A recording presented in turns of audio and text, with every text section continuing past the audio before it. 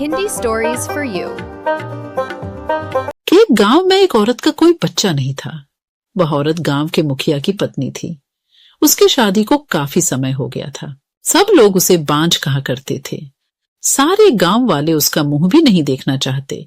कहते थे कि इसका मुंह देख लिया तो पूरा दिन बेकार चला जाएगा। पर मुखिया की पत्नी थी, इसलिए लोग थोड़ी बहुत बातचीत कर लिया करते थे। एक दिन गांव में एक फकीर बाबा भिक्षा मांगते हुए आ पहुंचता है तो वह बातों ही बातों में उसका हाथ देखने लग जाता है और कहता है, आपको बच्चा नहीं है ना? वह बोली, आपको कैसे पता चला? हम हस्तरेखा में निपुण है और हाथ देखकर यह बता सकते हैं कि क्या होने वाला है, क्या होगा। अच्छा, तो यह बताओ कि मेरे बच्चा कब होगा? आपको भगवान ने बच्चा तो नहीं दिया, पर मैं एक रास्ता बताता हूं। वह सुनो, अमावस्या की रात को किसी एक ऐसे लड़के की बलि पीपल के पेड़ के नीचे दो जो अपने माँ बाप का एकलौता पुत्र हो और उसके खून से अपने बाल धोना। फिर कहना, ये प्यासी आत्माओं, ये बलि मेरी तरफ से स्वीकार करो और मुझे एक पुत्र दे दो। एक लोटे में उस कुएं का पानी भरकर उसमें उसके शरीर के खून की 2 बूंद मिलाकर खुद पी लेना और उस लड़के के सिर के बाल को अपनी साड़ी की गांठ में बांधे रखना, तो तुम्हें अवश्य एक पुत्र पैदा होगा। उस दिन के ठीक 3 दिन बाद अमावस्या थी। उसने अपने देवरानी के लड़के की बलि दे दी और खून की 2 बूंदें पानी में मिलाकर खुद पी लिया और उस सिर के कुछ बाल को काटकर अपनी गांठ में बांध लिया और बिना पीछे मुड़े अपने घर आ गई। सुबह गांव वालों को पता चला कि मुखिए के भाई के बेटे को किसी ने मार के वहां फेंक रखा है। जब यह बात मुखिए और उसके भाई ने सुनी तो वह नंगे पैर दौड़ पड़े। धीरे धीरे सारा गांव इकट्ठा हो गया। उस लड़के की मां का रो रो बुरा हाल हो गया था। तब किसी व्यक्ति ने हिम्मत जुटाकर उसके सिर को धड़ से जोड़ा और उसे नदी में बहाने की सलाह दी। वैसा ही किया। लोगों ने उस लाश को पानी में बहा दिया। सब लोग यही कह रहे थे, किसने किया? ये सब कैसे हुआ? सब लोगों के लिए यह घटना चिंता का विषय बन गई थी। जब मुखिया घर पहुंचा तो क्या देखता है कि उसकी पत्नी तो पकवान बना रही थी। वह बड़ी खुश नजर आ रही थी। मुखिया ने क्रोध में कहा, क्या तुम्हें इस बात का बिल्कुल भी दुख नहीं है कि हमारे भाई का बेटा मर गया है? वह पहले ऐसी नजरों से देखी जैसे कि उसे मार ही डालेगी। फिर कहने लगी, लड़का उसका मरा है, मेरा नहीं, मैं क्यों शोक मनाऊं? तुम पागल हो। तुम्हें तो खुश होना चाहिए कि अब तुम्हारा भी एक पुत्र आने वाला है और यह जानकर और खुशी होगी कि वह इस जायदाद का अकेला वारिस होगा। मुखिया से रहा नहीं गया और उसे जान से मारने के लिए तलवार उठाने चला गया। वह अंदर तलवार ढूंढ रहा था पर तलवार नहीं मिली। जब वह पत्नी के बेद के पास पहुंचा तो क्या देखता है कि सारे कपड़े खून से लथपथ हैं और तलवार भी वहीं पड़ी है और उस पर खून लगा है। वह ये सब देखते ही समझ गया कि यह सब इसने पुत्र प्राप्ति के लिए बलि दी है। उसने उसे मारने का विचार बनाया कि अब भी मैं इसको मार दूंगा तो सब लोग मुझे गलत समझेंगे, और वह वहां से चला गया। उस दिन से गांव में ऐसी ऐसी घटना होने लगी। किसी की भैंस मर गई, किसी ने उसे मार डाला और उसके शरीर के अंग इधर उधर फैले पड़े जैसे कि किसी ने उसे नोच नोच कर खाया हो। तो किसी दिन किसी का कुत्ता तो किसी की बकरी मर गई।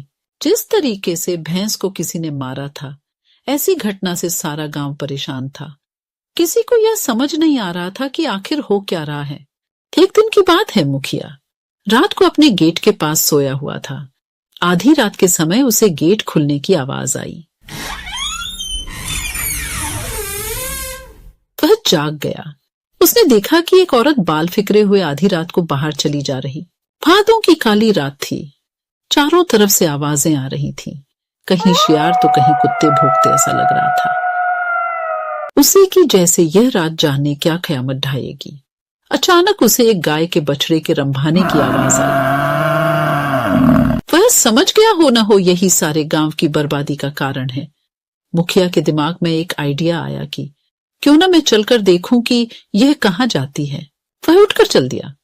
उसने आगे चल के क्या देखा कि पड़ोसी के गाय का बछड़ा का कटा हुआ मुंड पड़ा है और उसके धड़ को वह औरत खींचकर पीपल की ओर ले जा रही है और ले जाकर उसने वही शब्द दोहराया, यह लो प्यासी आत्माओं, मैं तुम्हारे लिए भोजन लाई हूँ। मुखिया यह सब नीम के पेड़ से छुपकर देख रहा था।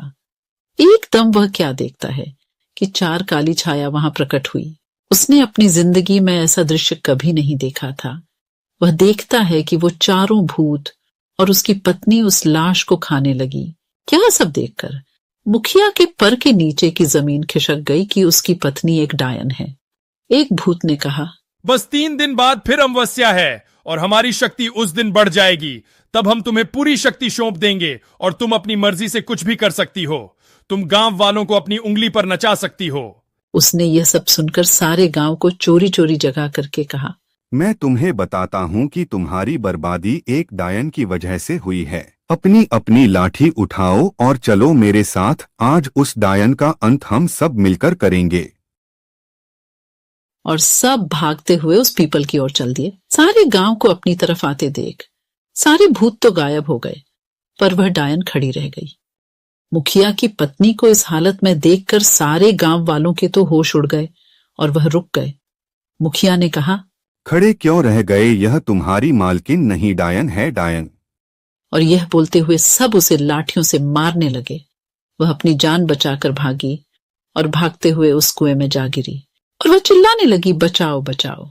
सारे गांव ने कहा, इसे सजा अपने आप मिलेगी, लटकी रहने दो इसे।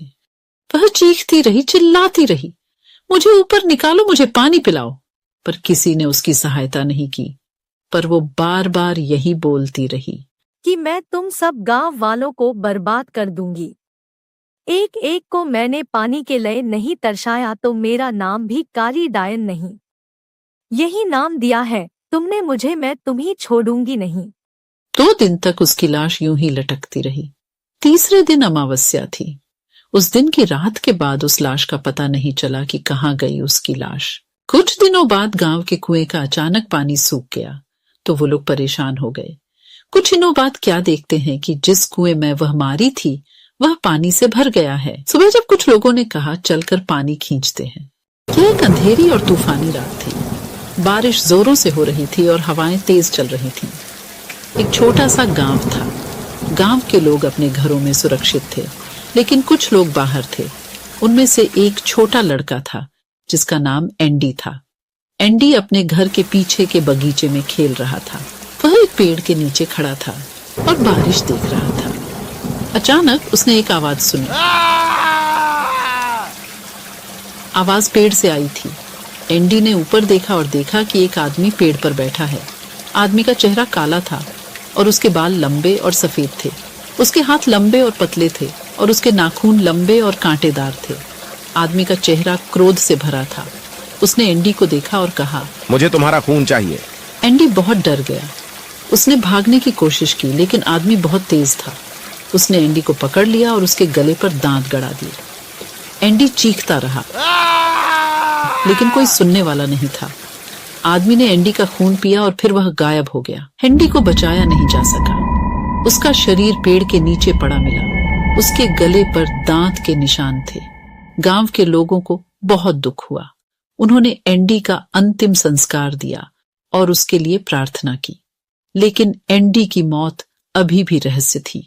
कोई नहीं जानता था कि आदमी कौन था और वह कहां से आया था। एंडी की मौत के बाद गांव के लोग बहुत डर गए। वे रात में या फिर तूफान में बाहर जाने से डरते थे। वे सोचते थे कि वह डरावना आदमी फिर से आ सकता है और उन्हें भी मार सकता है। लेकिन कोई भी कुछ नहीं कर सका, क्योंकि वह डरावना आदमी बहुत शक्तिशाली था। आए दिन गांव में कोई न कोई व्यक्ति गायब हो रहा था, या फिर उसकी मृत शरीर खेतों या फिर पेड्डे के पास मिलती थी। एक दिन एक बूढ़ी महिला गांव में आई। उसने गांव के लोगों को बताया कि मैं एक जादूगर हूँ। मैं उस डरावने आदमी को ढूंढ सकती हूँ और उसे मार सकती हूँ। गांव के लोग बहुत खुश हुए।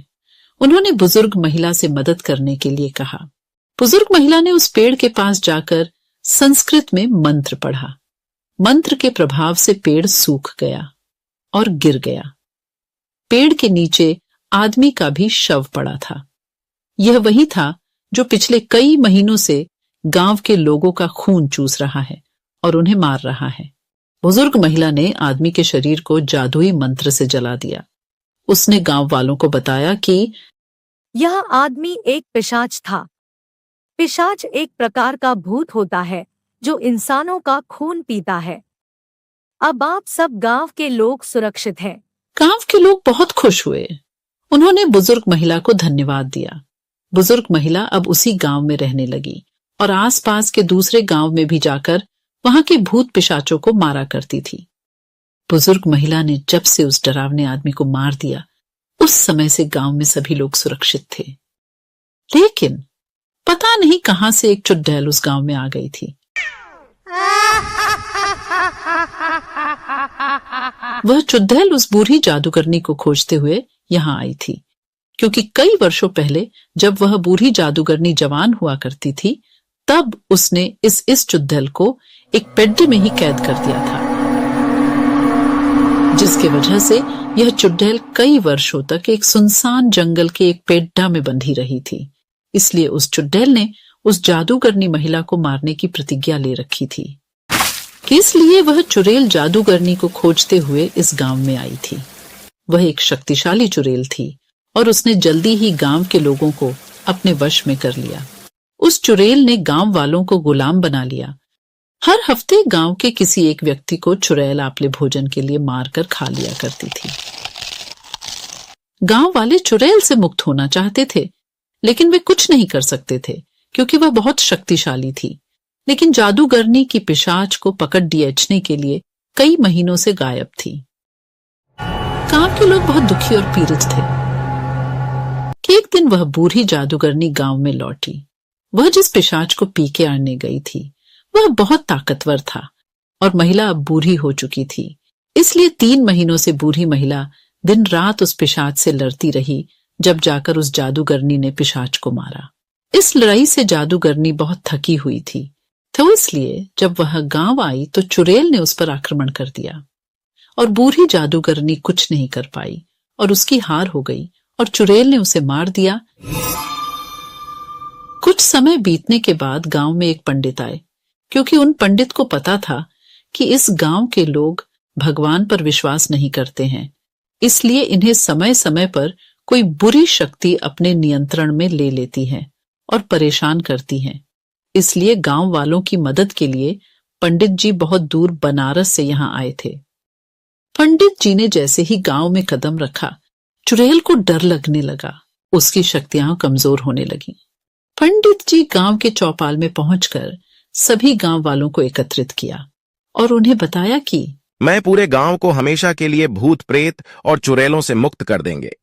गांव वालों ने इसका उपाय पूछा तो पंडित जी ने बताया कि यहां से 1 किलोमीटर की दूरी में एक हनुमान जी का मंदिर बनाओ और वहां सुबह शाम आरती और धूप दीप करो। इसके अलावा जब भी तुम्हें लगे कि चुड़ैल तुम्हारे आसपास हैं, तो हनुमान चालीसा पर हो, वह तुम्हें छू भी नहीं पाएगी। चुड़ैल पंडित को मारना चाहती थी, लेकिन वह कुछ भी नहीं कर पा रही थी। तभी पंडित जी ने बहुत तेजी से शंख को बजाया और शंख की आवाज सुनते ही उस चुड़ैल की शक्तियां कुछ समय के लिए गायब हो गईं। वह जल्दी से वहां से उड़कर दूर जंगल में चली गई। गांव के लोगों ने वैसा ही किया जैसा कि पंडित जी ने कहा था। गांव के लोग अब पूजा पाठ करने लगे थे, जिसकी वजह से वह चुड़ैल कभी भी गांव में नहीं आ पाई। वह जंगल में ही रहकर अपने शिकार को खोजा करती थी। लेकिन जब भी गांव वाले जंगल जाया करते थे, तो वह हनुमान चालीसा का पाठ करते हुए जंगल जाते थे। इसलिए चुड़ैल को जब हनुमान चालीसा के बोल सुनाई देते, तो वह वहां से उड़कर दूर चली जाती थी। Please like, share, subscribe, and watch more Hindi stories right away on our channel, Hindi Stories for You.